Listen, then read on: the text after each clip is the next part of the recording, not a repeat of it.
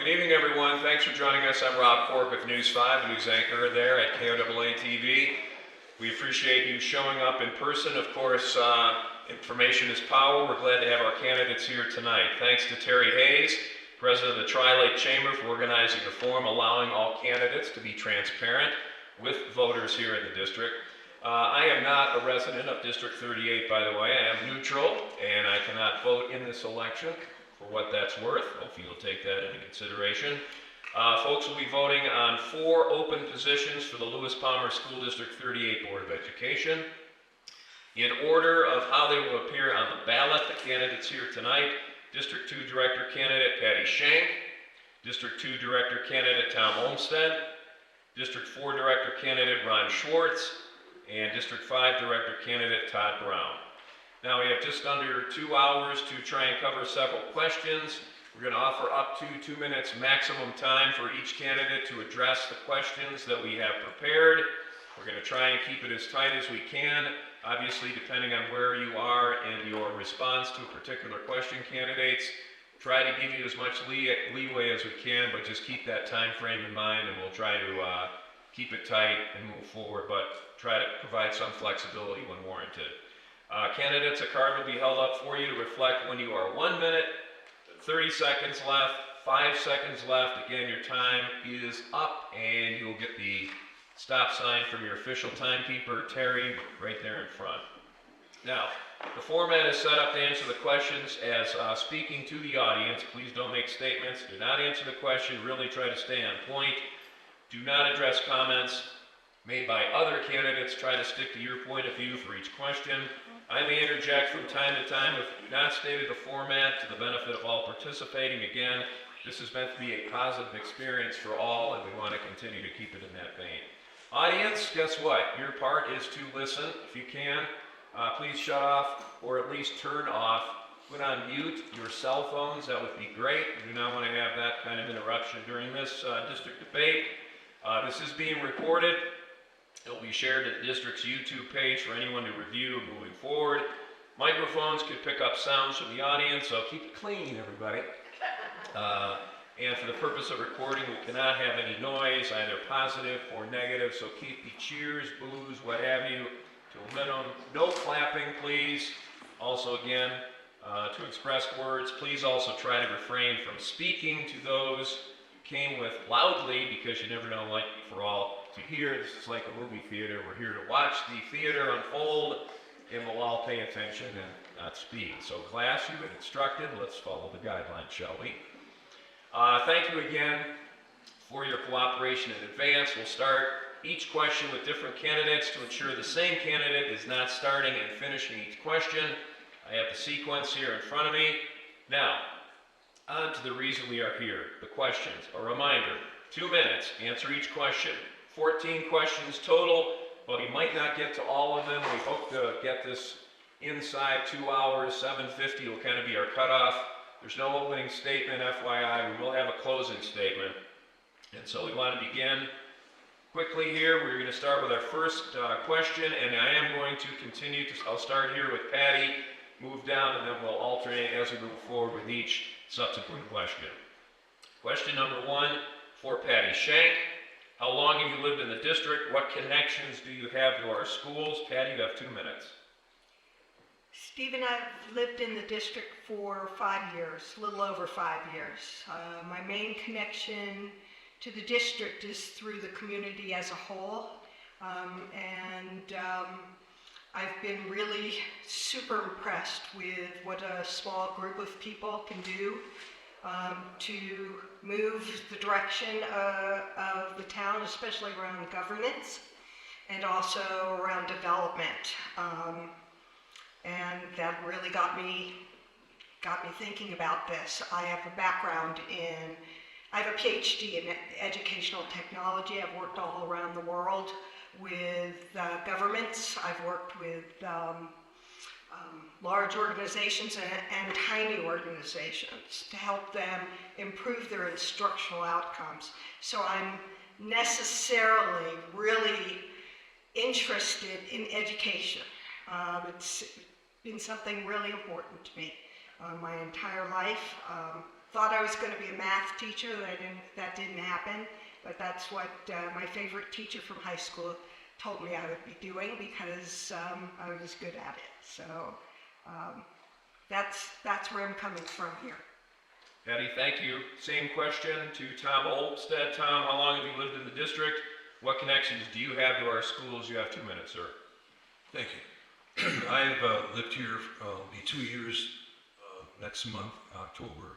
My connection here is I have a daughter, son-in-law, and 4 children. 2 of those children are attending this high school.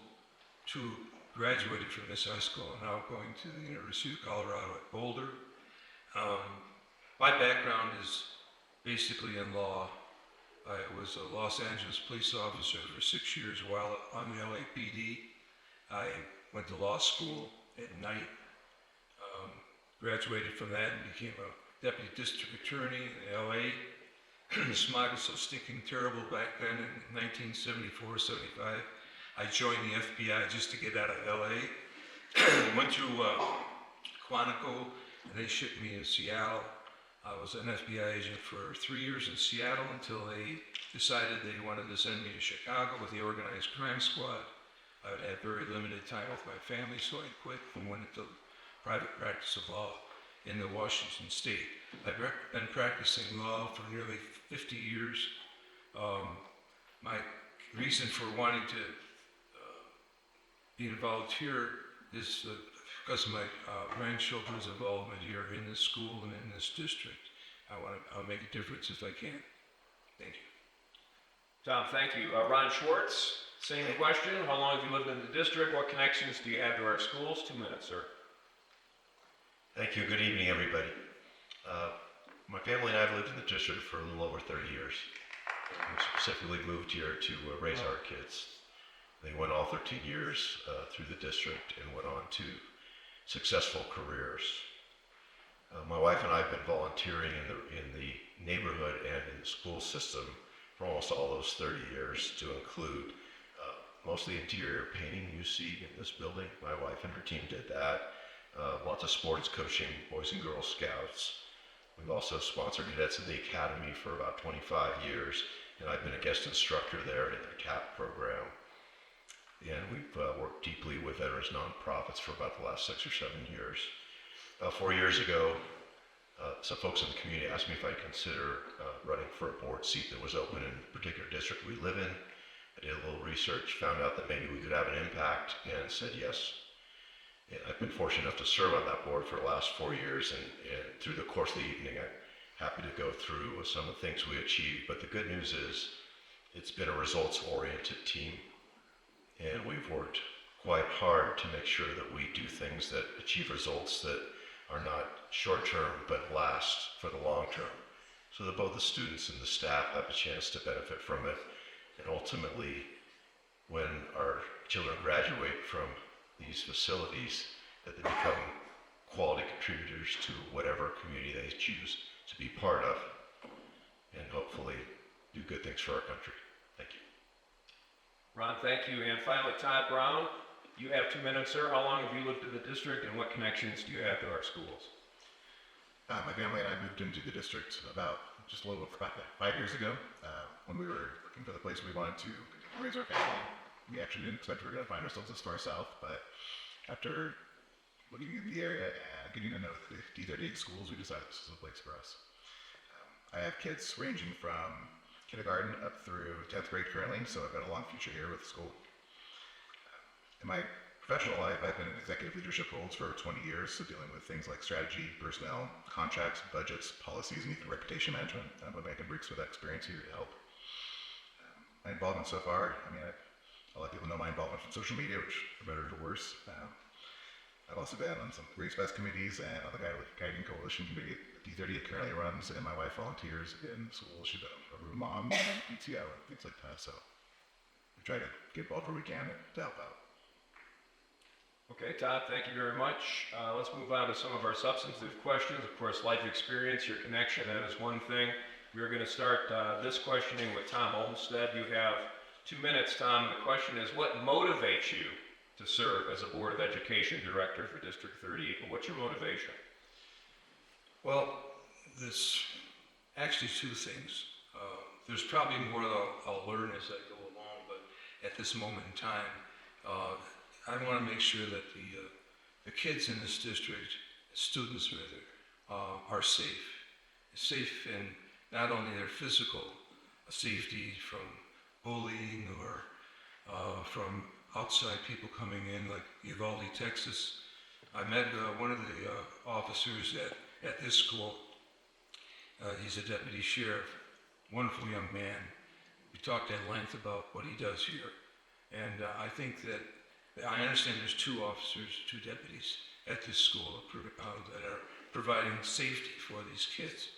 I also would like to make sure that the kids are not only physically safe, but emotionally safe, so that the girls can go into a locker room or a shower and not have to worry about some boy walking in and watching them while they're taking a shower or going to the bathroom.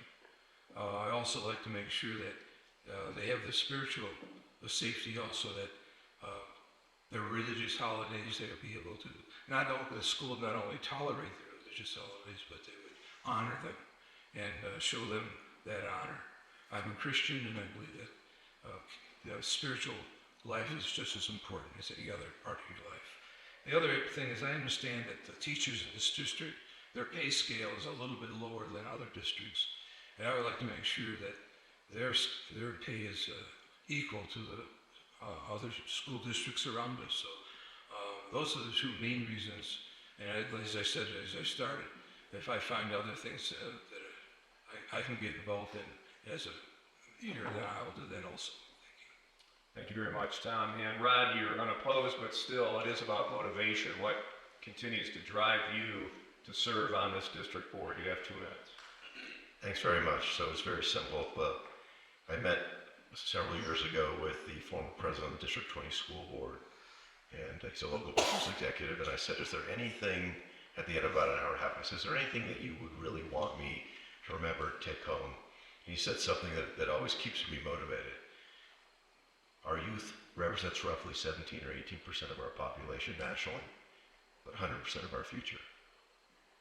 That's plenty to get me going and keep me going on a daily basis. But what's exciting is when you deliver results that have an impact. And I'll give you a couple simple examples in a minute, across this minute or so I've got left. On the academic side, right when COVID hit, the board got together and we realized that state revenues were probably going to go down and what we're going to cut and how we're going to make it through. And we asked one simple question to the board meeting: is there anything that we're looking at cutting that has a negative student impact? We found out we had a literacy problem, and it turns out that's a national literacy problem. In kindergarten through 3rd grade, it was starting to decline. Literacy means being able to read at grade level. 3rd grade is important because that's when you transition from learning to read to learn. So with a little bit of work, the board and I moved swiftly to make sure that we purchased curriculum out of our reserves. We did some training. We ran a pilot with elementary schools, and 3 semesters later, after we implemented the program, our literacy rates are up, and they're up significantly. For example, in kindergarten, they're up 27%, 1st grade 6%, 2nd grade 13%, 3rd grade 2.7%. National averages are down 2%. So there's some really good things that are happening here. And when you see those kind of results and they're sustained, it keeps you motivated. Thank you. Thank you, Ron. Todd, same situation. You are running unopposed, but still you want to serve again as a director. What is your motivation? So you have 2 minutes. As I mentioned, my wife and I are big supporters of the public school systems, and we came to this area because we thought D30 was a great district with a nice small town feel, and that's something that I'm interested in making sure we protect and preserve and keep the community values that are so important to the community here. Some of the areas I think I can offer some help is, or at least want to be involved, is in working to improve the relationship that the district has within the community and the reputation, and clear up some of the areas of contention that tend to divide the community. I think one of my personal strengths that's always come out of my professional life is being able to see when different groups are thinking they're on the same page, but they're not, or when they're disagreeing or being unclear, untruthful on purpose. And I like to just keep things factual and try to keep everybody on the same page so that we're all having the same discussion. A few people asked me, personally asked me to run for this position, and it's kind of kicking around for a few years, and I never would have seen myself in a position like this. But if you'd asked me a few years ago, the people approached me figured I'd be a good level-headed person and a good person for this role. So. That's it. Thank you very much. And finally, Patty, you are challenged in your district. What is your motivation to getting elected? What drives you to want to serve on this board? You have 2 minutes. Well, I think something that Ron said really appealed to me. Working with a results-oriented team to solve complex problems, it's one of the things that I'm most interested in life, just because of things that have happened to me in my life. I do that myself in my work, and I find it really, really wonderful to work with a group of people who are really committed to solving problems and keeping the good going. There's 2 things. Amber, Okay, thank you. Okay, so there's 2 things that are specifically on my mind. One is the engagement of the community. Engagement with the school district tends to be somewhat low, but it's low everywhere. But having it low here is a real problem. We can't do as much as we need to without a fair amount of engagement. And the other issue that really affects me personally at a heart level is mental health for our children, which, if you're reading the news or you've got kids, you know, is not doing so well. And that's something that needs to be considered in everything we do with children. I'm also a really strong advocate for the learning sciences, and it's what I do all over the world. Work with people to apply learning sciences in their own situations so that they get better results from instruction. So that's probably the reason that what Ron said excited me so much. That's the main motivations. Patty, thank you.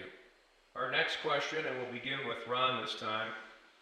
You did kind of give us a little background in the first question, but I want you to focus a little bit more on what experiences and skills have prepared you best to serve another term in this district. Ron, you have 2 minutes. Thank you, Rob. I would say this: I've learned a lot in the last 4 years about what makes a successful board member, and it starts with power listening. Executives are really good at this. If you ever worked with or for somebody that makes you feel like you're the only person in the room, that's a power listener. Our job is to assimilate very large data sets very quickly and boil it down to 1 or 2 key actionable things or potentially dangerous things, and then have the capacity to ask those hard questions to make sure that we're protecting our constituents and our students, and that we're continuing what we're doing. That's thing 1. Thing 2 is, can you operate as a team? You've heard a couple of my colleagues here on the dais talk about that. One board member will never get anything done. But if you can help your teammates understand your point of view, vet it with them, and together come to a mutual conclusion, that's the value and the power of teamwork. Thirdly, is do you have the capacity to manage executives? So the board actually has an official employee, and it's our superintendent who's with us here tonight. And he's done nothing short of a stellar job as long as I've been here. But the board members have to understand how to motivate, manage, coach, and sometimes have a hard conversation with that executive, but to do it in a manner that gives the executive the leeway to be the CEO of an 800-plus person organization, which our superintendent is. And finally, is to take a look at what's happening around us and make sure that we're understanding the macro trends, both nationally and globally, and applying it where it makes sense to our students. Our career and technical education process is exactly a great example of that, and you'll know more about that in the coming months or years. But the district is off to a tremendous start to make job-ready graduates for those industries that are ready for non-college graduated children or adults. Thank you. We're going to move on to Todd. Same question. What experiences and skills prepare you best to serve on the board? You have 2 minutes. Okay. I think we covered some of this in the first question, but I think one of the things that best prepared me is in my professional life, I've served over 20 years on executive leadership teams with mostly rapid growth companies, some startups and other high growth companies, where, like I said, we're involved in the strategy, the growth strategy of the company, so with problems, personnel, contracts, budgets, setting policies for the entire companies, and as I mentioned before, reputation management, all things that I think to apply to an organization like D38.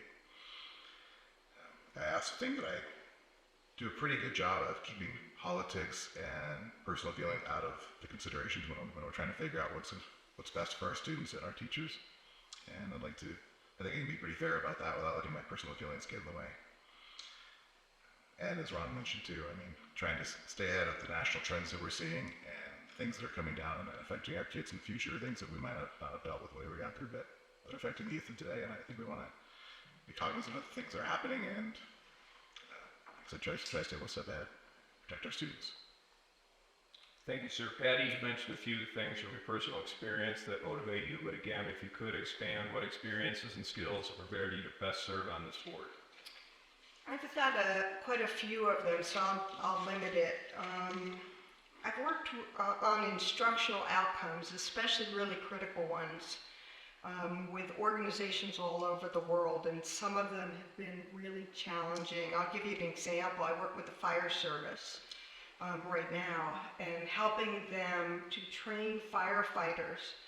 And I don't know how much you know about wildland firefighters. Those are the folks who show up when there's when our national parkland and well, anywhere in the country where there's fire that is at risk to life and limb. Training them is tough. They're out there saving lives, saving land, saving our homes. We all live in a community that's really close to a place that was pretty decimated by a wildland fire. I've got a lot of complex problem-solving skills. And again, something Ron said that makes sense to me is no one person does that alone. They can't. You've got to get people with different thoughts and experiences together to work together on that. I've got a fair amount of deep experience with data analysis and have helped other organizations with figuring out what data was needed and then analyzing it. Probably my biggest benefit is that I love working with a set of committed people to have great outcomes. And what's a more important outcome than using a democratic process, and this comes from KC and our discussion, to improve the ability of our children to improve our country. Thank you, Patty. And finally, Tom, to you, what experiences and skills have prepared you to best serve on this board? Well, I think that my entire adult life I have been an investigator to try to find out what the truth is, whether it's trying to find out whether someone committed a crime, what crime, who did it, when, all of the who, what, when, where, why, and how of what happened. So my skills are basically to find out what happened, and that's how I can use in this position also. Also, I was when I joined the FBI, they sent me to a school to learn how to teach law. I taught law to the new recruit classes for all police officers in the state of Washington. I also traveled throughout the state to all the tribal police departments and taught them federal law. I received many accommodations for outstanding work as an LAPD officer and as a FBI agent. I was chosen as one of 200 attorneys to go to Washington, D.C. when Congress passed the Freedom of Information Act. While I was there, I got to read the Kennedy assassination file in its original form, the Ku Klux Klan file, portions of the Mafia file. And what we were doing was releasing these files to people who requested them. We had to make sure that we took out everything that might lead enemies to find out who was our enemies. So I had that experience. I was an attorney, successful attorney for 50 years. I held some very high-profile cases throughout the state of Washington. If I mention names, you probably heard of them or saw them on television. My last trial was a televised trial. And my experiences have to do with finding the truth. And I will continue to do that. Thank you. Thank you, Tom. Our next question will begin with you, Todd.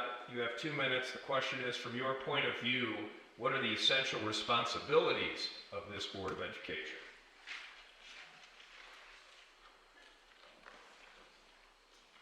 Yeah. As we understand, we as a board collectively have one employee, which would be Dr. Summers. I believe we're responsible for making sure that we have the best possible person in that role, which, to be honest, is what we do right now, as well as to kind of guide the direction of the district. And this isn't as simple as just one or two big items that you vote on as a team, but it's every little decision that you make from day to day.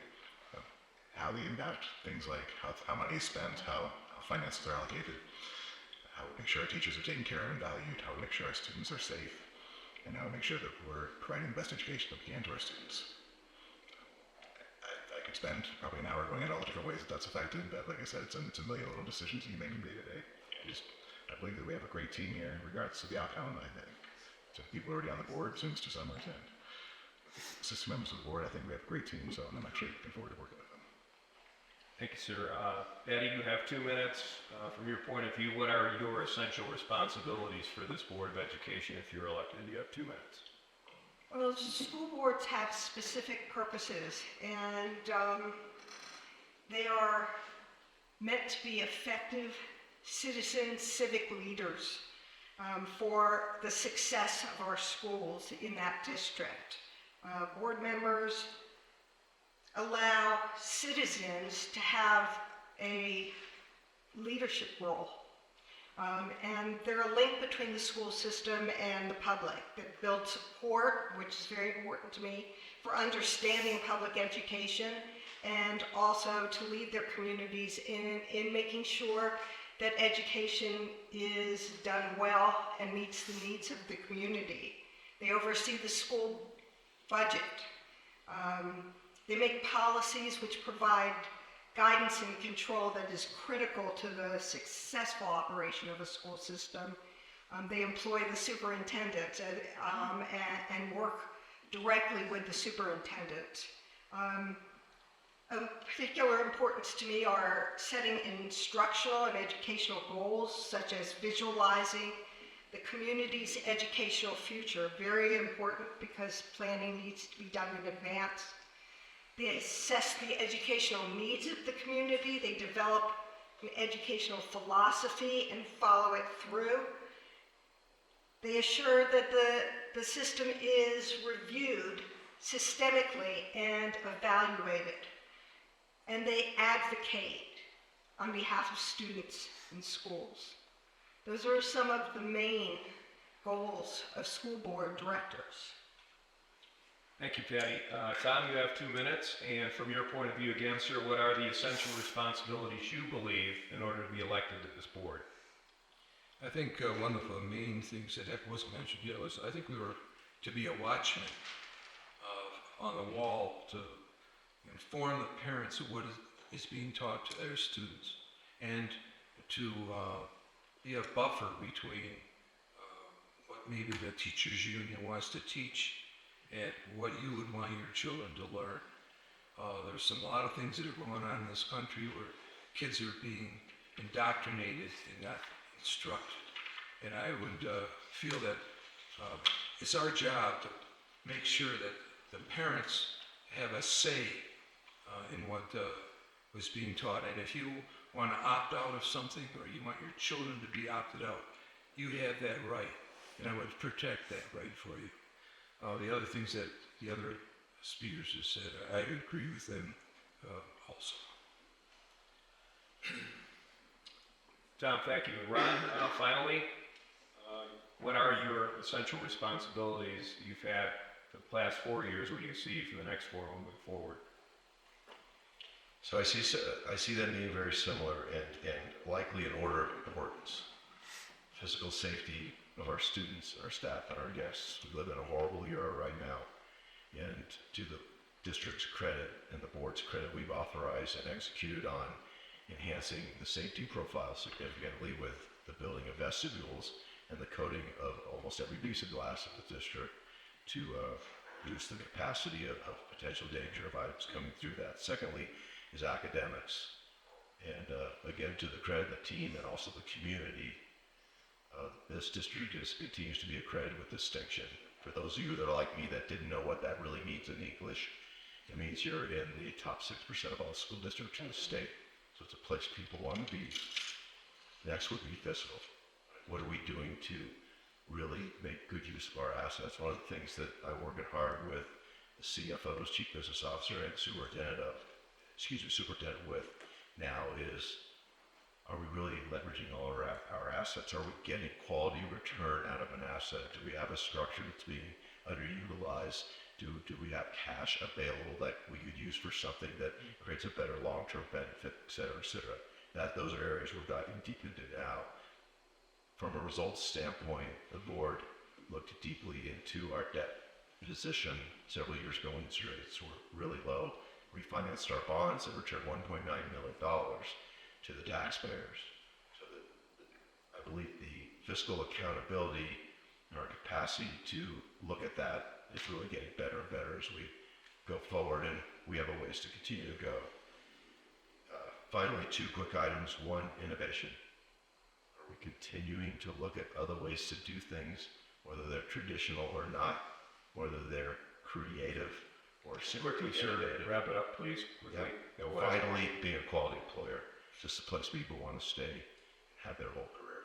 Thank you, Ron. Next question, we've come full circle. We'll start with Patty this time. The question for you, Patty, 2 minutes. Please share up to 3 strengths of B38 and why you value them. 3 strengths, why you value them. 2 minutes. I've been going to board meetings and board work sessions recently, and I can only say that I'm impressed. I have seen kids come in and do presentations that I would have expected of much older students, and it was clear they absolutely loved their teacher, and if the Kimples are here, that's who they were talking about.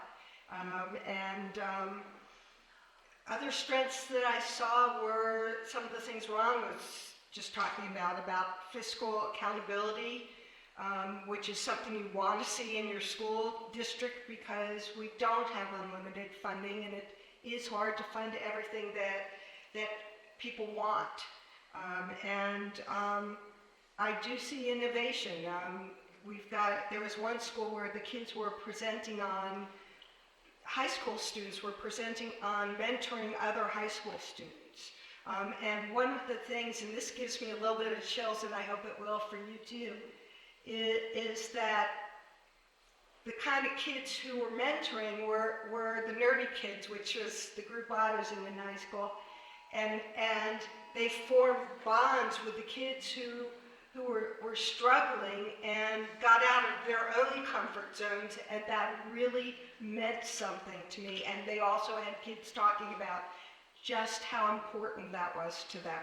So I've seen a lot that is really impressive here. Patty, thank you. Now to Tom, and Tom again, please share up to 3 strengths of District 38 and why you value them.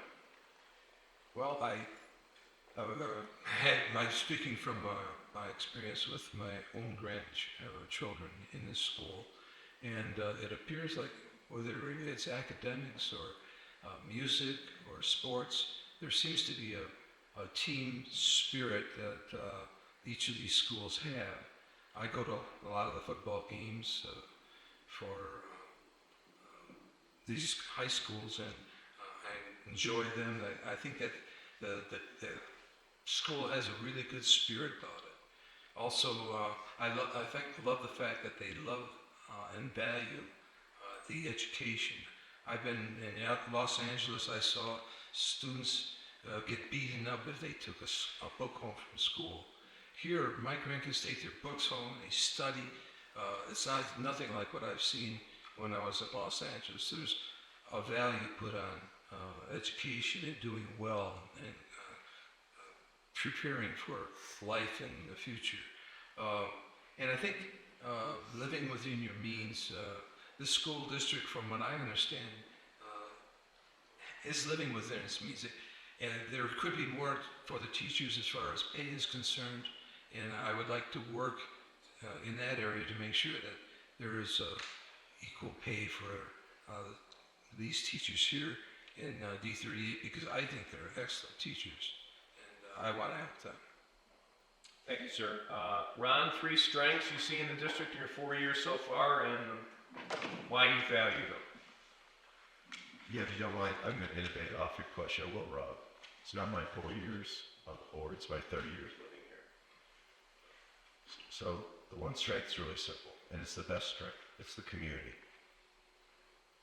The community brings us ready to learn kids. And 99 out of 100 of their families at home revere education. It's a huge value. That enables the school district to take that and run and accelerate what we're able to do and work with the kids that are caught behind while the others are still forging forward. It is our secret sauce here. It's one of the core reasons we're accredited with distinction. You combine that with a highly qualified, caring staff, you get the results you've seen for the last decade plus. Secondly, it's innovation. So under Dr. Summers' leadership for the last 6 years, there are no more paradigms. It is all about how do you get from here to there. And every problem and challenge is nothing more than a speed bump in the parking lot versus a brick wall that you can't get through. And that's a culture he's created and continues to drive. And in future years, when you hear more about our career and technical education process of programs and results, you'll see how he's doing that. Finally, you've heard me talk about results because ultimately that's what matters. I challenge everybody here to take a look at everybody they know and all their neighbors and look back at all the graduates from this district and just answer one simple question. How are they doing in life? And I'll use mine as an example. Everybody I know and everybody I've met is doing something productive in the field they choose and the community they choose to be in. And that helps our country move forward. Thank you, sir. And finally, Todd, you have 2 minutes. 3 strengths, sir, of District 38 and why you value them. And I think a large part of one of my favorite things about District 38 is part of the community. We are, Tri-Lakes area is kind of a really small town community, very well connected, and I think D38 integrates very well in that community. And I enjoy the fact that it is a smaller district, that we're able to keep the feeling and the values and the control close to what our community values. I think that we have an excellent staff, excellent teachers, and an excellent leadership team that really care about the students and have great resources that really care about making sure that our students excel. And I think that we have, as a district, great resources for our kids. We've got a lot of diverse programs, some great technology programs, great shop classes, and other programs and things like that I've been really impressed with, and great support resources for the kids that need extra help. In general, I've been very impressed with everything I've seen and everyone that we've worked with. Thank you, sir. Move on to our next question, and we will begin with Tom this time. And the question, Tom, is what do you see as the current challenges, plural, facing District 38? How should the board go about addressing them as you see them and as you see the board addressing? Sir, 2 minutes, Tom. Well, I've already mentioned the fact that the school teachers in this district are not being paid equal to other districts around surrounding us. So I think that's a challenge. I don't want to see teachers leave here because my grandkids are getting a fantastic education. Not only did they get it at Monument Academy, all four of them went K through 8 to Monument Academy, but they also are getting it and did get it at Palmer Ridge High School. So I don't want to see the teachers leave, go someplace else because of the fiscal problem that they're not getting their needs met. That's the main one. I also understood that there was a student here a couple years ago that was basically, how do I say that, molesting some of the female students here. And parents and students complained to the school board about this boy's behavior, and that wasn't met.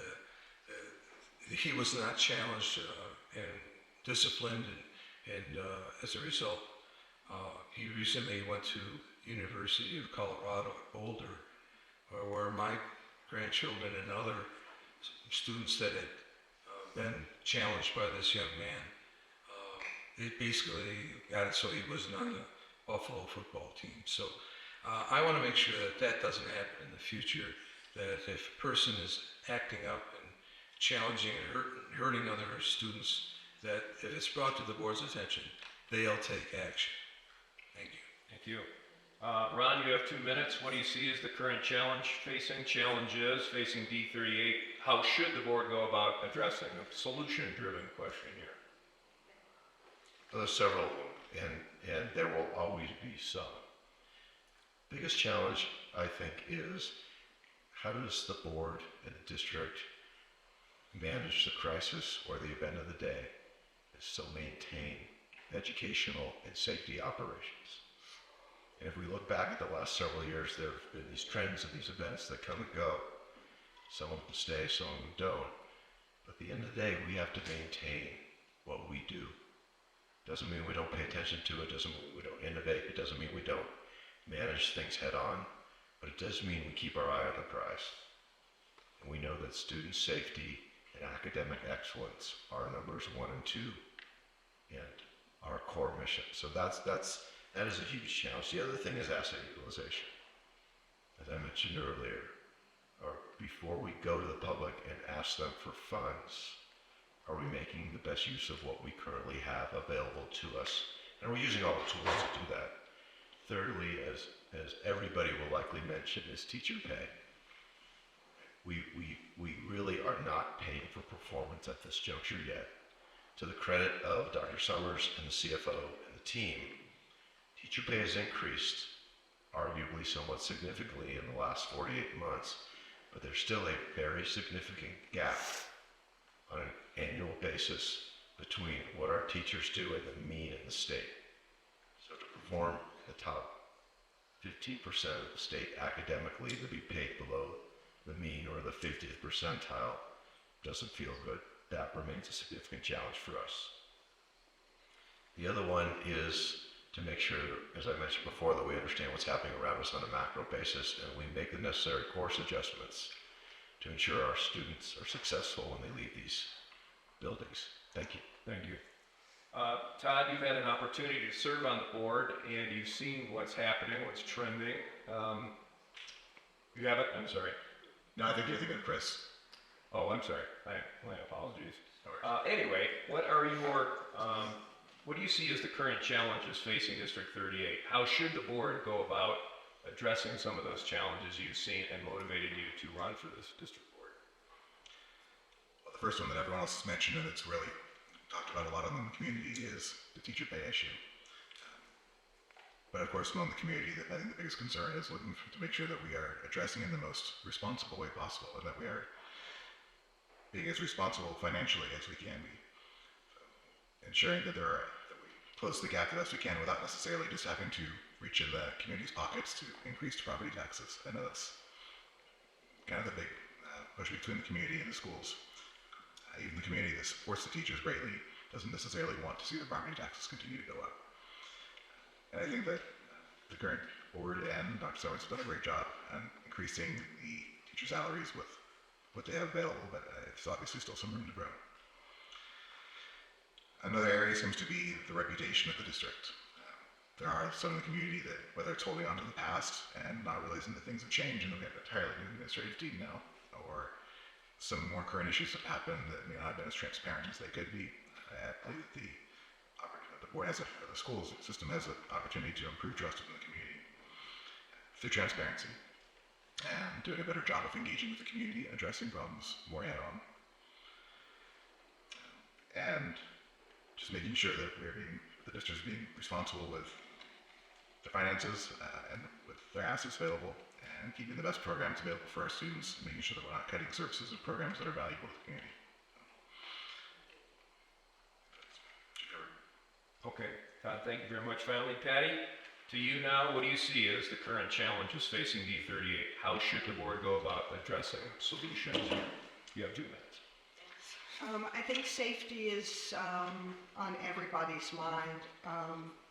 Physical safety, especially that and Ron was talking about the things that are being done by the board to ensure buildings are more safe, and that's really important, and that's got to be done.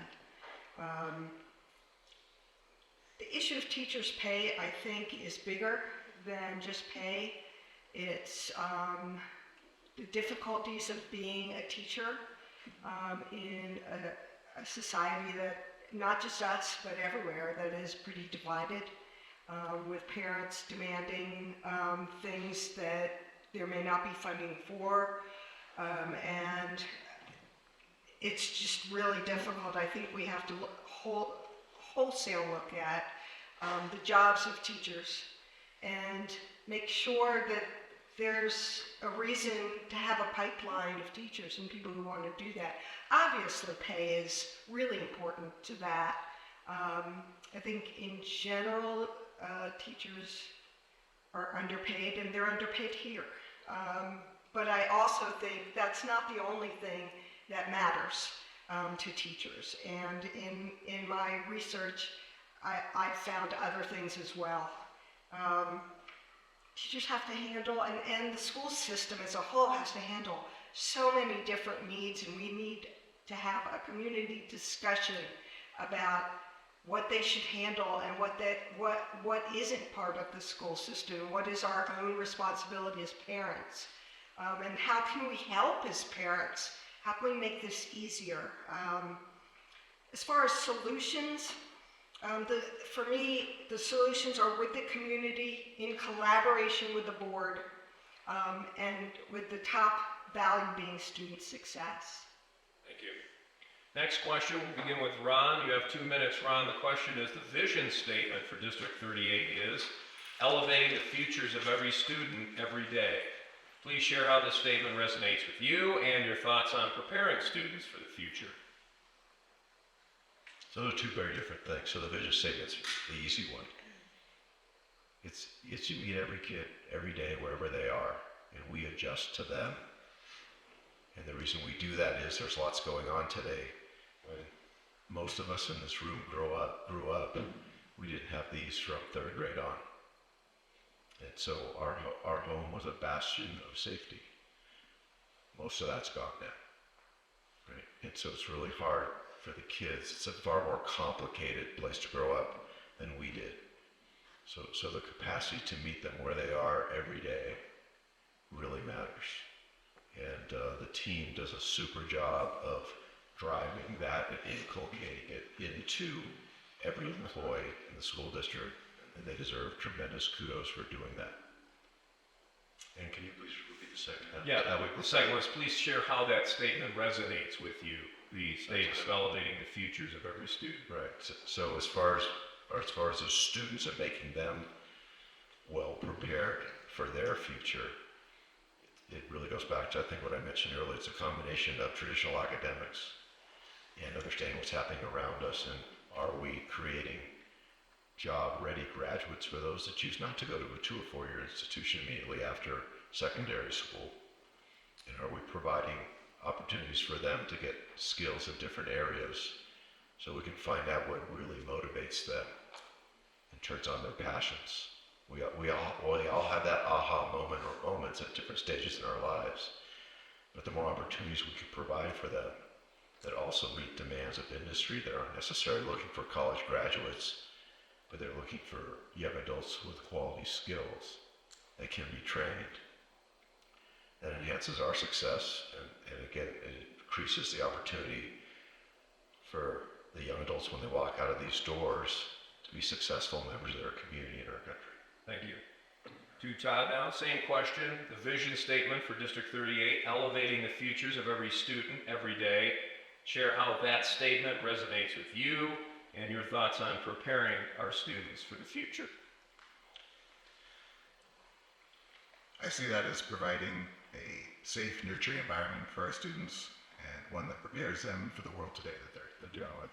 So making sure that they're prepared for dealing with online issues that Ron mentioned. We've got connections to the outside world. We have bullying that happens in every way. We have mental health issues. We have different paths that students may go off to after they finish high school, whether it can be college or vocational careers. I think it's making sure that our students are prepared in every way that they can be. So we educate them on the dangers of the world or the things that are happening in society and provide the resources they need so they can go off and follow the path that is best for them. Thank you, sir. Patty, the vision statement, elevating the futures of every student every day. How does this resonate with you?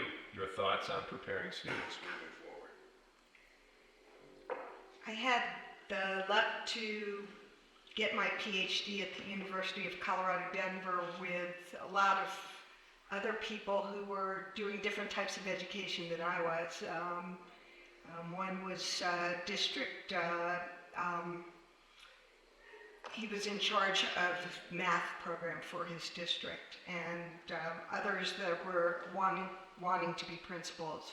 And I got to read this really great book that I really highly recommend to all of you. It's called How to Educate a Citizen, The Power of Shared Knowledge to Unify a Nation.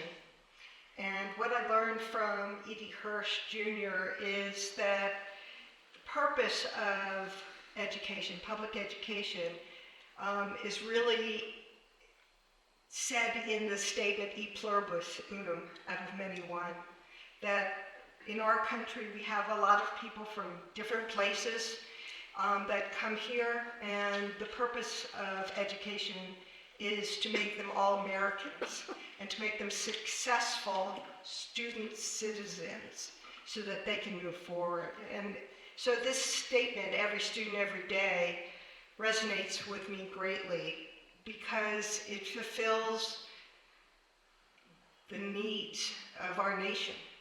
And so it's one of the reasons I think it's really critical that everybody in the community be involved with their local schools, because the future literally depends on it. Okay, thank you. Finally, Tom, the vision statement, elevating the futures of every student every day. How does the statement resonate with you? Your thoughts on implementing it with students moving forward as a district board member? Well, I think that there's an assumption that every student should go from here on to college. I think that if you really want to, well, I'll say this, not every student wants to go to college, not every student needs to go to college. I think that trade schools, learning a trade, going off and becoming a plumber, there's nothing wrong with that. And I think that you can elevate them in those areas too by giving them an opportunity to be educated in the trades, not just in pre-college education. You know, I want every kid in this, every student, I shouldn't say kid, every student in this district, Lord, to get a good education, become what they want to be successful in life. That's elevating their future. And I just heard, I don't know any of the details, but I heard that some young man committed suicide at this high school recently. And I don't know what happened. I don't know what happened to him, why would choose to do that. But his future's gone, and his family's grieving, and I think we should take an opportunity like this to find out what can we do better so that doesn't happen again in the future, so that there won't be any kids that even desire to commit suicide but become successful and have a great future. I think that there should be a sort of a inquiry into why this student did what he did, and so it could be helpful for other students in the future. Thank you. Our next question will begin with Todd. You have 2 minutes, Todd. If or once you're elected, what do you hope will be the key accomplishments of the board during your years of service? Well, I am running uncontested, so I think I'm going to be here either way. So, one of the main areas that I hope that we can really improve is in the reputation and the trust within the community. And that's why, before even entertaining the idea of joining the board, I was on the D38 guiding coalition team, and we broke off into sub teams. I don't know how much people know about that, but the area that I'm on is the trust area, and that's looking at where D38 can do a better job of engaging with the community and improving trust and getting beyond past mistakes as well as being more transparent in the future. So that is a key area for me. And the second one I've discussed with recently as well, is exploring other options for our students so that even the ones that aren't necessarily college bound have a good path to go. So providing as many programs as we can that provide opportunities for kids in the future, regardless of which path they choose. Thank you. Patty, to you, if or once elected. This is a challenge district. My apologies, Ted. What do you hope will be the key accomplishments of the board during your years of service? 2 minutes. Right, so I've been spending the last couple weeks pretty deep in study, and I think the board's doing a great job in maintaining that with the collaboration and the deep interests of everyone on the board is really important. I think there's some problems to be solved. There always will be. I agree with your statement that engaging with the community was really, really important, and to get them more involved. I think an engaged community makes a difference in your schools. I also like to see ways to improve the workplace, and I know this is a really big thing that is important to the D38 as a whole, is to make sure that it's a workplace people want to work in and enjoy, and part of that is solving some of the funding problems that are keeping paid from being where it needs to be. I also think I listened to a long presentation at one of the recent board meetings on career education, and boy was that impressive. I highly recommend listening to that. It was a long presentation. Our students have an immense amount of opportunities that are really important, and it's good to know about that. Those are some of the ones that have occurred to me so far. Patty, thank you. Tom, if you're elected, what do you hope will be the key accomplishments of the board during your tenure? That's a tough one. But one of the things that I'm thinking about, getting the school teachers' pay up to where it should be. The bonds don't go through because there's a lot of people that aren't fixed income, and they're going to vote against it because they pay enough taxes. It's just the property taxes that were raised recently. I mean, it puts a person on fixed income really in a bad spot. I think that I have a son in California, in Pismo Beach, that he's principal of a school. He's been a principal of schools for 26 years. And he puts on a dance, and they have an auction following the dance with a dinner. And people come and they pay to come to the dance and the dinner, but they also he goes out, his wife goes out, and they get local merchants to give Harley Davidsons to the auction. Other things, trips to the Bahamas or whatever. The people bid on those, and he raises millions of dollars every year, and he uses that to increase his teachers' pay, get them quality health care. And for a private school, that's a difficult thing to do. But I would like to get the ideas of the community, the parents, even the students, find out how we can raise the money to meet the teachers' needs. And when it comes from the students, it comes from the community. It even means more than if we tax everybody and get their money when they really don't have it. I'd like to accomplish that. Thank you, sir. And finally, Ron, your next term, what do you hope will be key accomplishments for you and the board during that period of time? Thank you, Rob. Foundationally, it's the top two things. Maintaining the safety and academic excellence that we've been able to achieve over the last 4 years. The next thing is to have a more significant influence at the state level. I think she's still here. Tiffany Upchurch, current board president, works relentlessly with the Colorado Association of School Boards. And what that entity does is they share best practices amongst the districts, and they attempt to lobby the state to do things that are in the best interest of the state.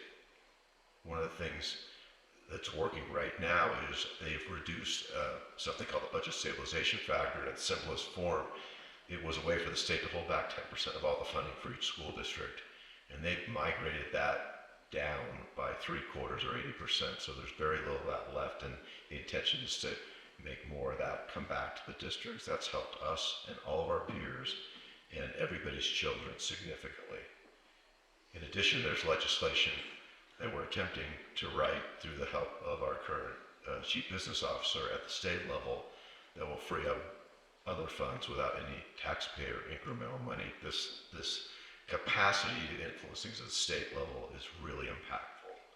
Finally, you've heard the other folks on the dais talk about this, but our ability to have people that are job ready in trades, in technology, is tremendous, and industry is stopping to require degrees, and they're looking for people with functional skills. The other thing I think we have to resolve, it's the right thing to do, is the teacher pay gap. There are some very simple mathematical reasons why this gap exists. So we need to figure out a way to bridge it on a sustained basis. And then lastly, as said by many others, is to continue to grow our fiscal credibility with the community so that they're comfortable that the dollars that they invest in their school system are going to the education and the safety of their children. Thank you. On to our next question. This is directed to Patty. Obviously, board meetings take up a certain percentage of your time on the board. How will you spend the bulk of your time in addition to that, as well as at the board meetings? How will you spend that time on the board if you're elected? You have 2 minutes. Right, so the board has effectively 2 meetings a month, and there's a lot to be prepared for. Just preparing for tonight, were long study sessions, and it's necessary, and there's a lot left to learn. So I would imagine the first year, 2 years, I'd be learning a lot about how things work in very minute detail. I also think that it's really important that we work with our legislature to lobby for the things that don't seem to work very well. One of the things that Ron was talking about, the budget stabilization factor, the school funding formula allows a certain amount from property taxes, and the state backfills the rest, and then the state legislature takes some of it out because they have more important needs or whatever, and that shouldn't be happening. The Amendment 23 gave the school districts around the state a certain amount of money to make up for not giving them enough previously, and now they're taking some of that back. That seems a little bit crazy. Maybe they're not being fiscally responsible, or it's certainly not the intention of the voters who passed Amendment 23. Patty, thank you. Tom, same question. How do you spend your time as a Board of Education Director if you're elected? Can I ask a question about that question? Sure. You I have the answer, I hope. We'll see. Go ahead. Are you asking me what'll I do in my spare time when I'm not doing Well, I work? think it's a combination of, as I mentioned when I asked Patty the question, what do you do during the board meetings, but also the time that you're not at the board meetings, just generally speaking, spending your time in the district. Well, I would imagine that there is an agenda before each meeting, and the board members would be provided with that agenda so that I would be able to do some research on the issues that are going to be discussed at the board meeting. So I would do some investigation to find out what the truth is on the issues, so that I would be able to contribute at the board meeting and get my view across in the right way. It's hard. I'm used to looking at people when I talk. I can't see. I can see just shadows of people there. I talk to jurors, 12 people, and I look at them in the eye and I try to convince them of what I believe is the truth.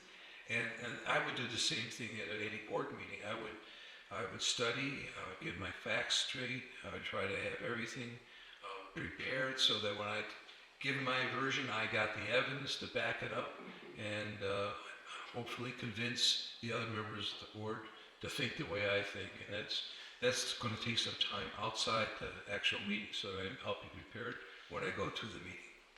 Thank you, sir. Ron, you've served on the board. You have a track record of how you've spent your time. How would that change, if at all, moving forward? I don't know that it would change significantly. So to me, a quality board member makes the place better than it would have been if they weren't there. In its simplest form. And that can be done a lot of different ways, and everybody has a different methodology on how they might achieve that. In my particular case, it's about listening, looking, learning, and not taking anything for face value, but then doing something and trying to really make a difference, and then bringing it to the board to say, look, we have this opportunity, we've done all this homework, here's what we found. If we invest here or make a change there, here's what we're going to achieve, here's how long it's going to take, here's how we measure it. Seems very remedial. It's actually very, very hard to do when the organizations get bigger and bigger and bigger. And those of us that work for large companies or entities know sometimes it's hard to move the aircraft carrier. So the time spent outside the meetings is far more important than the time spent inside the meetings. Because, like all of us know, all the good decisions get made in the hallways. And all the good influence happens before you step in the room. Thank you. Thank you. And Todd, finally, how do you see yourself? What kind of time element do you see involved in your time on the board, and what would you do with that time that you have available? Well, I think as Patty mentioned, one of the first things is just kind of getting used to how things work and getting familiar with the process. But I think that the most important areas are listening to the community and understanding what the current issues are within the community and just kind of the educational landscape in general, as well as understanding what current things are happening within the district specifically that are of interest and that the board is working on. A couple of members have already mentioned too being heavily into data, and I'm a big data person as well, so when it comes to understanding things, understanding the number of the metrics behind, understanding financials or statistics or things like that, just getting in and diving deep into whatever data is available so we can make the most educated decision. And I think there's a lot of opportunity to kind of hone in on the financial issues and make sure that we all feel that the money is being spent in the most efficient way and that we've exhausted all resources so that we can make sure that we keep the most important programs for our students and make sure that we're making the best use of our assets, our buildings, and taking the best care of our teachers that we can. Thank you. Move on to our next question. We'll begin with Tom, and the question, Tom, for you is, please share more about your leadership philosophy. What do you think are the most important characteristics of an effective school board leader? You have 2 minutes. Well, I believe my philosophy is in leading is by leading by example. I think you can't expect someone to follow somebody that's not willing to get their feet in the water. So when I was a sergeant in LAPD, I was the youngest sergeant at that time on LAPD. And every guy that I had working for me was older and more experienced than I was. And so I was in trouble. And this old Sergeant Schwartz took me aside. He says, you know, when they call you out and they ask you a question, ask it right back. What do you think you should do? And he says, they'll tell you what they should do, and it usually is right. Just say, I think you should do that. I think you're right. And it got me through a whole year of being a sergeant on LAPD. But I also, when they had to do something as a team, I was there to lead them. I was out in front. And I think that spoke a lot. Even though I was young, even though I didn't have the experience they did, they respected me because I was there with them. So being a team player, but being able to lead when you have to, that's my philosophy. I'll follow that till I die. Thank you. Ron, share more about your leadership philosophy. What do you think are the most important characteristics of an effective school board leader? So I'm going to change it up a little bit. I don't think school board members are necessarily leaders. They're elected officials, but they're role models. And their job is to be the voice of the community and the protector of the students and the staff. And so it's more important that you figure out what works in the environment you're in and deliver results that last, that make a safer, high-quality place to work, where the students can flourish, whether they chase academics or they chase a career, whether it's in the trades or technologies or healthcare, or something that doesn't necessarily require a 2 or 4 year degree. I'll agree with that too. Tom hit on great points about a personal leadership philosophy. I have one. I worked over 40 years in mostly very large corporations in significant leadership roles with revenue and budget responsibilities far exceeding what the district has, but it's really not as relevant as being a quality teammate and a role model. What is relevant is you walk the walk, you talk the talk. When you go into the buildings, they look at you and they say, this board member actually works, does something. They don't say, he or she is here simply to glad hand and get a photo op. So I would argue it's more about a role model than being a leader. Thank you. And Todd, share more about your leadership philosophy. What do you think are the most important characteristics of an effective school board leader?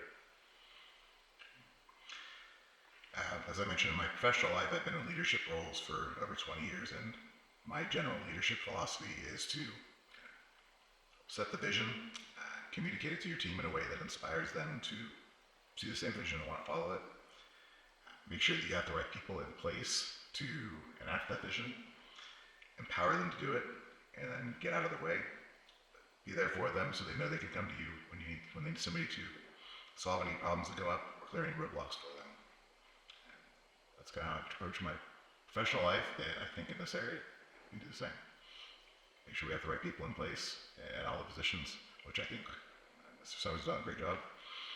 And make sure that we don't have any major speed bumps or roadblocks that keep us from reaching our goals. Thank you, sir. Patty, finally to you. Share more about your leadership philosophy. What do you think are the most important characteristics of an effective school board leader? I think the folks here tonight have said a lot of what I might say, so I will add a couple things to that. One of the things that I've always felt was really important when working with others is to be really open to being wrong. None of us knows everything else that's going in other people's lives. We may not know as much as someone else about something, and there's something to be learned. I think the ability to continually learn from others and because of others and with others is really important.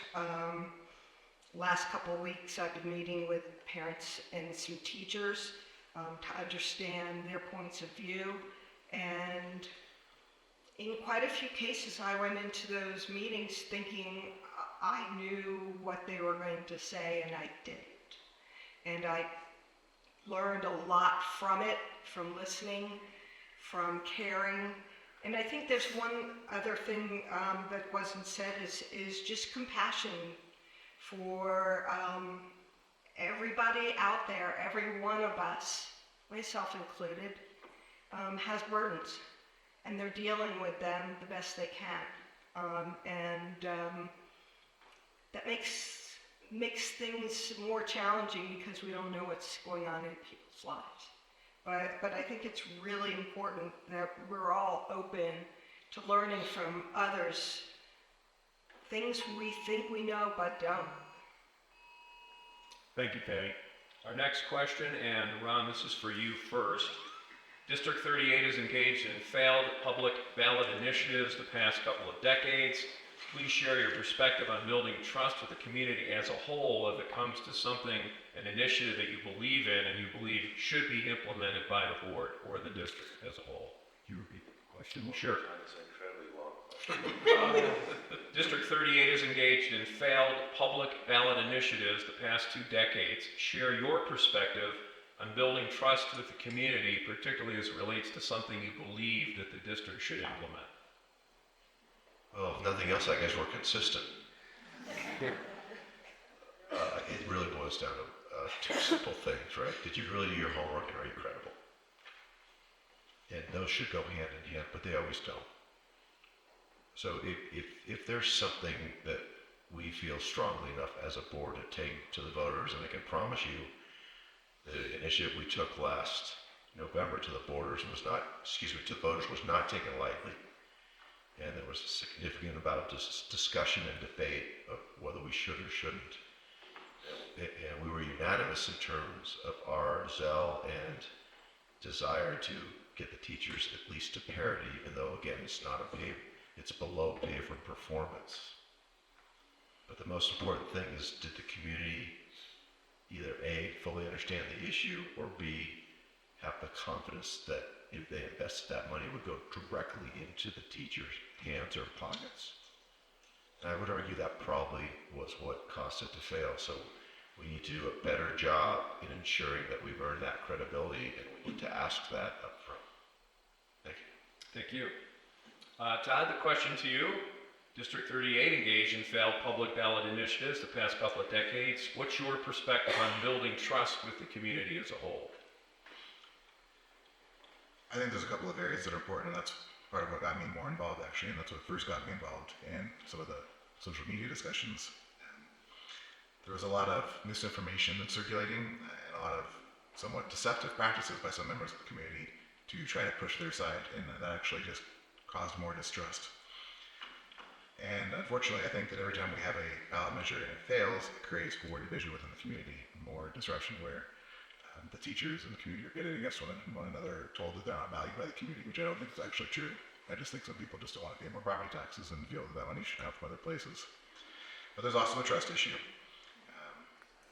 With this last initiative, for instance, there were some questions that I felt could have been answered a little bit better about exactly how the money was going to, where the number came from for the money that was being asked for, as well as how to ensure it was going to be spent in the right way. And I believe the people that authored the ballot measures really had the best intentions in mind, but I think there's some opportunities for communicating with the community better, making sure that those questions are answered, and dealing with some of the trust issues that have been out there for a while. Thanks, sir. Patty, same question. Building public trust with some of the issues you feel are important to this district, this community, what would you do to try and build that? Well, I said the word engagement with the community before, and this we've seen this in our community outside of the school district as well. Just a little while ago, we wanted to pass a sales tax increase of 0.5% to fund police. The community was mistrustful. There's like, there's no ballot language in here that says that we have to use this for the police.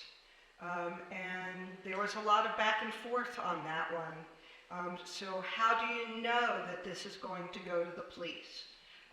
And I don't remember the exact solution, but it was passed. And you know, you've got to answer people's questions. There has to be back and forth. People have to be able to ask difficult questions and get real answers and not just placation. The community cares what's happening with their money, as they should. It's one of the reasons why we have to do some work with the state legislature, because we care what's happening there too. I think we just have to have open discussions. They have to be available, and we have to answer the hard questions. Patty, thank you. And finally, Tom, to you, building trust within the community on those things you feel the district, the community should support. Well, I think there has to be accountability and accessibility. The community has to be able to get a hold of the board members and tell them what they think. There has to be open phone lines and open doors for them to come and see you or talk to you and tell you what they think. I think that we have to give an assurance to them that the money is going to be spent in the way it was advertised. And when the community sees that they're supposed to be paying money so that the students go to the students or go to the teachers, and it's being spent in a different way, that violates trust. And there's a good reason why the community would not trust a board that didn't do what they said. So as you build trust as you go along, as you do the things you say you're going to do, and the community sees it as a role in it, then they will trust you in the future. And it's not, the first act of business is not going to be, let's get a bond or get some money from the community. They'll have to see that we walk the walk, talk the talk, and aren't just blowing smoke. So that's what I feel we have to do. Tom, thank you. Diversity comes in many shapes and forms these days. Todd, we begin with you with our next question. And the question is, how can our schools address the learning needs of diverse students? Well, I think we would address the learning needs for all of our students at their level, regardless of the diversity of their background. We just need to be able to understand what our students need and have the right programs in place to support them, whether it's additional support within schools to make everybody feel safe, make everybody feel welcomed and accepted, as well as to make sure that we have the right educational support systems to help catch people up with it if they're behind, or get them to where they need to be and get them to the right performance standards. I think as a community, we were pretty lucky here that being a fairly affluent community, I think a lot of our parents have a lot more resources and time to devote to their kids than you might see in some other areas. I think all in all, I think that's why we have the better justice scores that we have. At the end of the day, like I said, I don't think that this is a matter of diversity. I think it should be every student where they're at and figuring out what they need and what support resources they need to get them where they need to be. Thank you, sir. Patty, to you, how can schools address the learning needs of diverse students, however you might describe that? Right, there's just all kinds of differences between one person and another, but and I get asked regularly by clients, well, how do we handle the needs of young people versus old people? Well, they're cognitively, we're all built pretty much the same. On the inside, we're pretty much the same, and have very similar needs. We have a need for safety. We have a need for fairness. We have a need for support when we don't get things. I mean, there is a wide variety of needs, but I think in many cases, what our schools need to support most is our ability of our students to get what they need so that they can go out in the world and handle the next thing in life. For many of them, that will be very similar. We need to do a good job of that, and we need to measure whether we're doing a good job of that. Patty, thank you. Tom, to you, addressing the learning needs of diverse students. I think the only diversity that really needs to be recognized is the diversity between boys and girls. I think girls should play girls' sports and boys should play boys' sports. And that is due to the differences between males and females. Someone said e pluribus unum, out of many, one. I think students should feel, whether they're black, white, Hispanic, Asian, that they're all part of one thing, the student body of this school.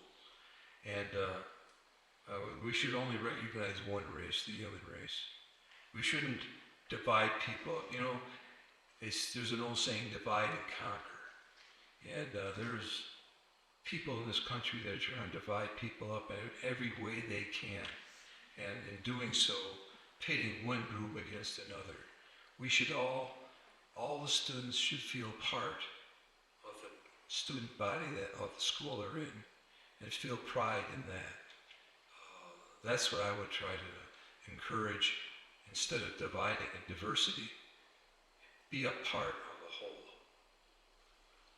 Tom, thank you. And finally, Ron, to you, addressing the learning needs of diverse students. Your feelings to Could me. you please restate the entire question? Yes. How can our schools address the learning needs of diverse students? Yeah, so it sounds to me, if I may, this question really is not about diversity, but About equity in educational results. and so if in fact that's the case, the school district works very hard to be to reach out every day wherever they are for exactly this reason. Whether they're having a bad day or they just don't have the foundational elements from home, or we didn't do a good job in the previous coursework. At the end of the day, that instructor has that student for that session, whether it's elementary and all day or secondary and maybe for an hour or two, and to figure out a way to really fully understand where they are and elevate them to where they can go and where they can be.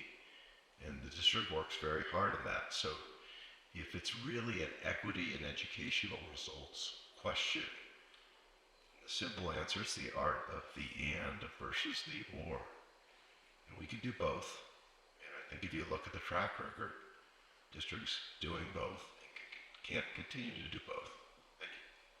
Thank you. Thank you.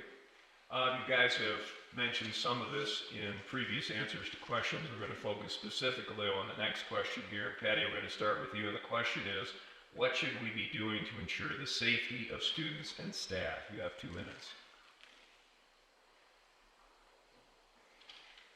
Well, safety is critical because nothing else happens if they're not safe and they don't feel safe. We know from cognitive science that children who don't feel safe for whatever reason are not learning. Our cognitive architecture is hijacked. So safety is really, really critical. We're talking about physical safety, and that means that you don't have kids who are sitting in their chairs worrying about people coming in and hurting them. So that's one issue, and it's an absolutely critical issue that has to be solved, and it has to be solved now. And from what I'm hearing from Ron, it's another area of where the school board has absolutely gone and done what's needed right away. They also need the safety of feeling like they belong. Gets back to the issue of different students feeling differently. You know, in my case, I was sickly and little and bullied. that just cannot be something that happens. Although I'm reading The Anti-Fragile Book by Taleb, and he talks about a lot of organic systems, which we are, of course, learn to become stronger. Like our bones become stronger when we're walking, when we're jumping, and that sort of thing.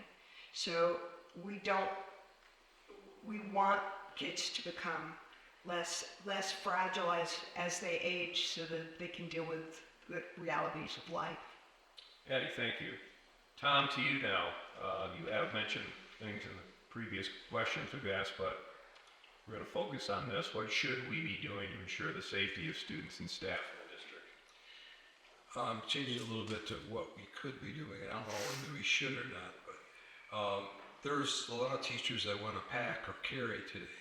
And that's kind of scary for me, because I've done security at Notre Dame High School and Monroe High School in the San Bernardino Valley. And, if a person isn't properly trained and equipped with the right type of equipment, they could be more harm than to what good. But if a teacher is trained properly and she or he wants to carry, that's an extra layer of protection for the students and for the staff. But I would not necessarily endorse that, but I know a lot of schools are doing that. Another thing is, the officers on campus should be communicated with. It shouldn't be put down or made fun of or anything like that. They should be respected and be a resource. Should something happen, they can respond and quickly. One of the things that can be done is the students can report to them any suspicious activity, anything they hear about somebody having a gun or a bomb or a knife on campus. The students shouldn't have them, or somebody shouldn't be on the campus that has those type of weapons. So the officers that work on campus should be one of the things that these students should immediately go and tell, and they should be rewarded for their involvement in bringing to the attention of the authorities a danger to everybody on campus. So those are some of the things I think that we could do to ensure safety. Tom, thank you. Ron, to you. As the district on it, what would you like to see moving forward to ensure the safety of students and staff? Well, at the risk of not being redundant, I think I've discussed some of the physical safety things we've already done. And really, I believe this question's answer probably has three simple components: physical security, social emotional wellness or safety, and then the staff. So physical security, certainly not a security professional like Tom is or was, but after doing a bit of research, it seems to me, in essence, boils down to three simple things: prevention, reaction capacity, and then remediation and lessons learned. And of course, the cycle's back. And my experience, and Ms. Phillips and I were the board member sponsors for the physical and social emotional safety part of the strategic plan. We worked deeply with both Mr. Frampton and the safety team to ensure that we were making significant strides of progress in that area. So going forward, I'd like to see us to continue to innovate. In 1 minute left, I'm not going to go through the 7 or 8 things, but if anybody would like to know about them, feel free to ask me after. On a social emotional side, it's really about listening, observing, because sometimes, like when we go to the doctor, we may say something, but the doctor knows we have other ailments, and they start asking those probing, seeking to understand questions. And then for the staff, to have the authority to act so that we can nip something in the bud before it happens. And then finally, from a staff standpoint, they need to have the comfort level that both the community and their administration has the confidence and the trust and support in them so that they have the authority to act as well. Thank you. Finally, Todd, to you, what should we be doing to ensure the safety of students and staff? I think the other members here have touched on this, because safety is obviously a very broad topic. It can range from safety from threats such as the school shootings or things that we see happening, as well as social, emotional, and aspects like that. So making sure the students feel safe and being who they are without having to worry about being bullied, safe from sexual harassment or assault, things of that nature. So from the physical standpoint, I think we're off to a great start, having armed security and security measures in place to prevent people from having fair and true in the schools. I would like to spend some time with the security officer to understand if there's more things that we could or should be doing, and if there's a matter of funding or if other things that would help that. I think that we need a culture that teaches our students to be accepting of others, regardless of their sexual identity, background, or racial background, or race, or anything else, and just teach people to be accepting of one another. There's some stories from my own kids that there are racial slurs and other teasing and things that go on and bullying that happens. And I'd love to see a culture that teaches our students to accept one another as they are, or teaches tolerance for one another. And I think as I mentioned as well, make sure that we have a system in place where students can report things that are a problem, and that the teachers are empowered and know the policy to follow to make sure that things can be handled in a timely manner so that our students can feel safe at school. And I think there's also some room to grow in the consent area as well. I know there's some discussions going on to teach consent for the older students, as well as help them understand how to respect another when they say no, or things of that nature. Thank you. Quick time out for some technical issues. The fixing microphone. Hang on.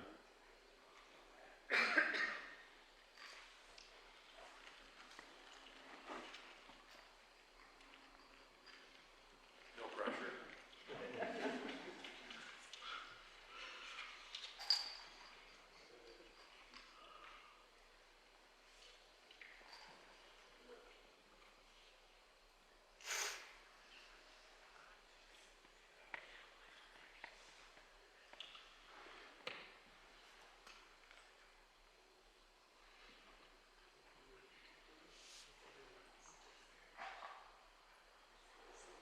Okay, we're up to our final question here.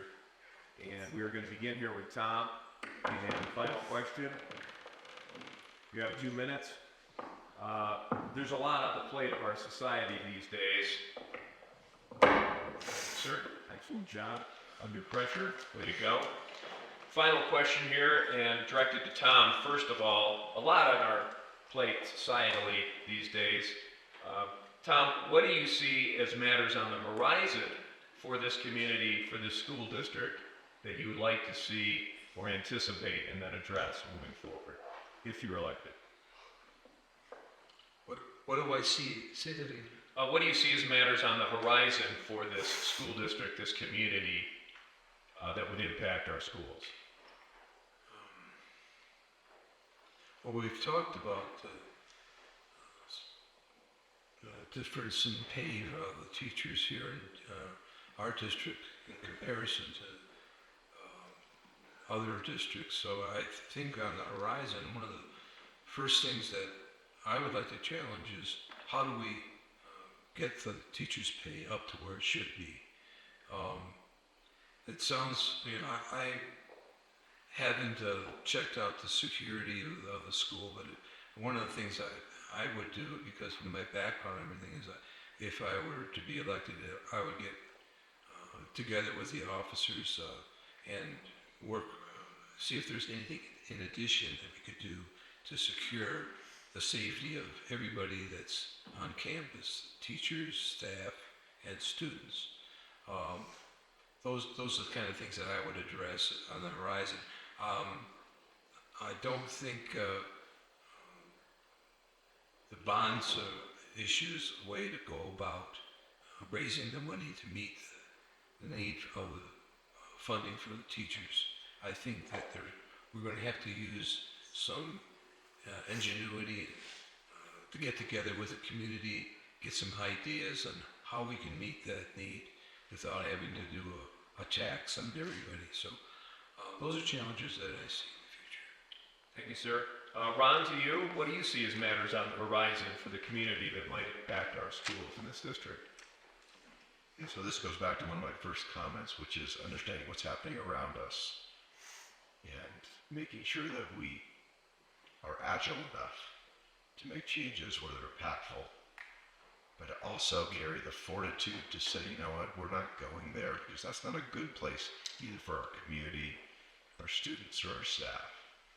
Those are very hard decisions to make sometimes, but oftentimes they yield wonderful results.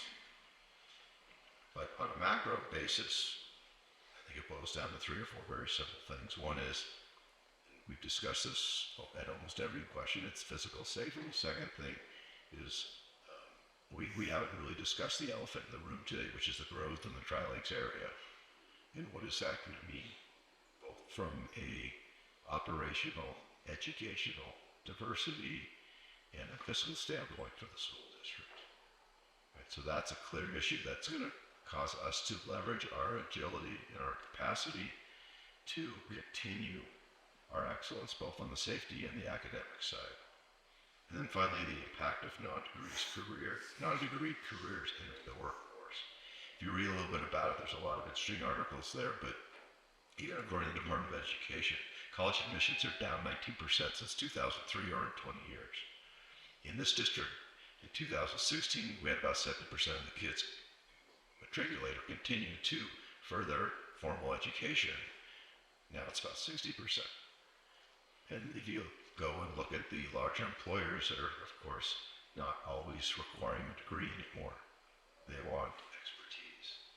So our capacity to make sure that we understand those trends and work in some of this career and technical education area, continue to expand that in an area where industries are ready to take our graduates is part of the magic. Thank you. Thank you. Todd, to you, what do you see as matters on the horizon for our community that might impact our schools? Well, Ron beat me to one of them there, which is, I think, something we're probably all concerned with, is we see all the rapid growth that's happening around Jackson Creek Parkway and around the other areas. We are going to have to get ahead of that. We're going to have a lot of students coming to the area and quite quickly be at capacity, I believe. So, figuring out what we can do to address those capacity concerns and being ready when they happen. I think we need to get at some of our deferred maintenance in some of these buildings, make a decision about what we're going to do with Grace Best, and get that handled and closed out one way or another. I think that we're going to have to address the fact that costs are rising and it's going to impact our budgets. And we're having a hard time finding admin staff. We're having a hard time finding bus drivers and other non-teacher roles to fill. And as Ron mentioned as well, we have a lot of people that are no longer opting to go to college, so making sure that we have proper programs to teach them other avenues they can go into, so vocational roles and things like that. So I think those are some of the areas we need to stay on top of, as well as just paying attention to what's happening both locally and nationally that's going to come down the pipeline and affect us. Thank you. Patty, finally to you, same question. Matters on the horizon for the community or impact schools here in the district? Well, we're seeing huge changes in technology and globalization, and it's changing our jobs radically. Ron used the word agility, and I think that makes sense. We're going to have to be clued in to how it is that our jobs are changing, and if that has a role to play in schooling. Obviously it will, right? But we don't know what it is. People in my field have been arguing back and forth over the last 6 months about ChatGPT, which, by the way, if you put my name in, it'll give you a list of papers I wrote that I didn't write when I did write a whole bunch of other papers, so it's not always accurate, and it's not a great way we don't want our children using it to write their term papers, right? So there's just all kinds of technology issues coming. Some of the others are the need to fix funding for schooling at the state level. It's really important that get done, and that keeps getting kicked down the road at our schools and our children's peril. I think we also need to revalue the teaching profession and see whether it's okay with us if that goes away, because we're not valuing it properly as a whole. And we've got really good educators here, and we need to value them. That's it's not everything, but that's where I'm going to leave it for now. All right, Patty, thank you. And that concludes the questions for our candidates. Closing statements now. Please summarize what you want the community to know about you once again and your candidacy for the District 38 Board of Education. And we are going to start with Patty. Alrighty. Patty Shank, got a PhD in educational technology, and I've learned a lot about learning science and how we get the most bang for our buck from instruction. I think that will be useful. Research shows that positively engaged parents and school boards lead to much higher achievement. And so I'm exceptionally happy to see you here in the audience today. Wish there were more people, but even a small amount of very engaged people is really important to our community. As I've said throughout tonight, that many of the challenges we face are complicated, complex, and need to be solved as a community. We need more voters like you who are engaged and willing to be part of the solution. And simple solutions simply don't work. They just simply waste time and money. So we've got to have good solutions. We can't just go for the simple solutions that people want, because typically, if they were a simple problem, it would have been solved already. Rather than ideological or simple solutions, we need to understand the complexities and the trade-offs and make good decisions as a community. And this is really hard work. And if I'm asking you for anything tonight, I'm asking you to help me do that if you elect me. We need to be the kind of adults that can accomplish this work for our children and for our future together. Patty, thank you. Tom Olmsted, you have 2 minutes. Thank you. My background, I 3 years in the U.S. Army, 2 years at the University of Buffalo before I joined the Army.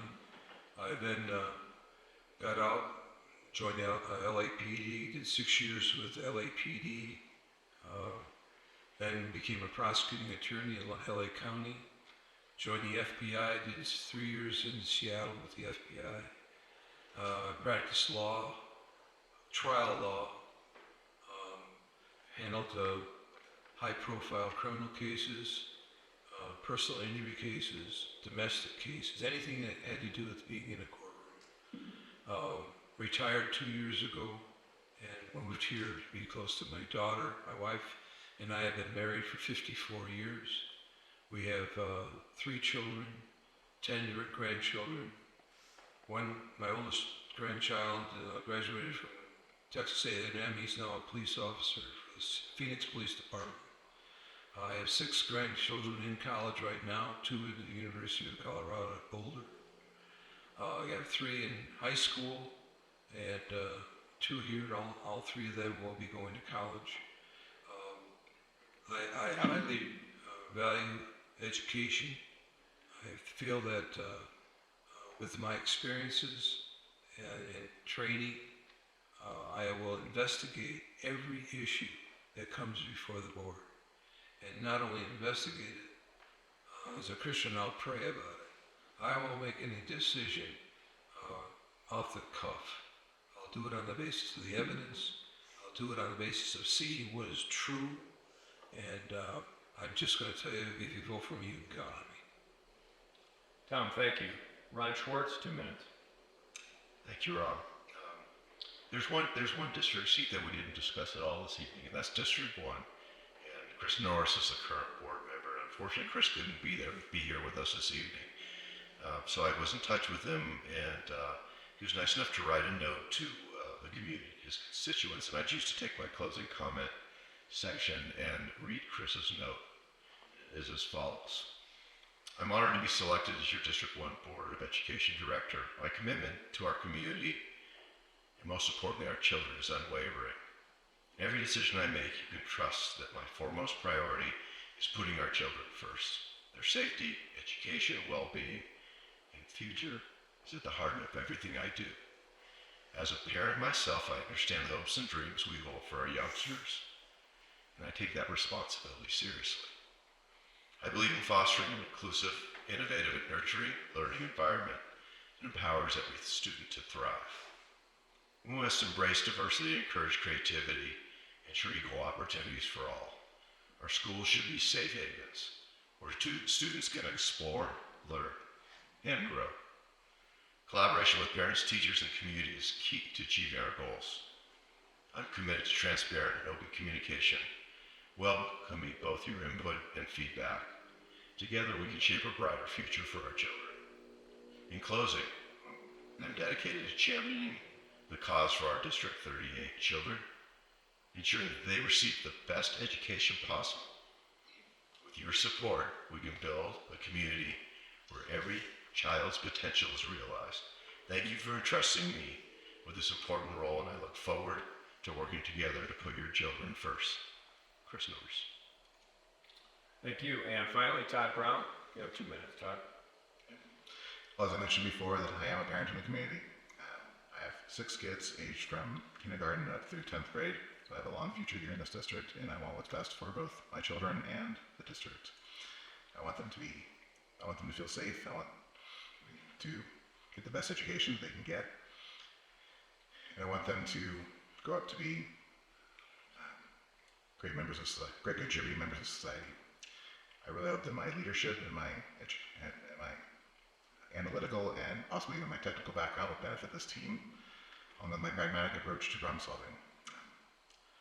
I can promise that I will make my decisions based purely on what's best for the staff and students, and that I will make sure that decisions we make have nothing to do with any personal or political bias. I will just do purely what I think is best for the team. Thank you. Thank you very much. Eddie Shank, Tom Olmstead, Ron Schwartz, Todd Brown, thank you all for participating.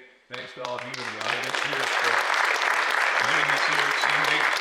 And just a reminder, we also want to thank Terry and the Tri-Lakes Chamber for putting this all together. Great job, very organized, appreciate it, right on the number. And for hosting this very informative event. Information is power. Reminder, get out and vote. Ballots go out October 16th, I was told, so make a difference and vote. Thank you for inviting me, Rob Quirk, with News 5, KOAA TV, to be a part of this. We appreciate the opportunity here this evening. Thank you, candidates, and thank you all. Good night.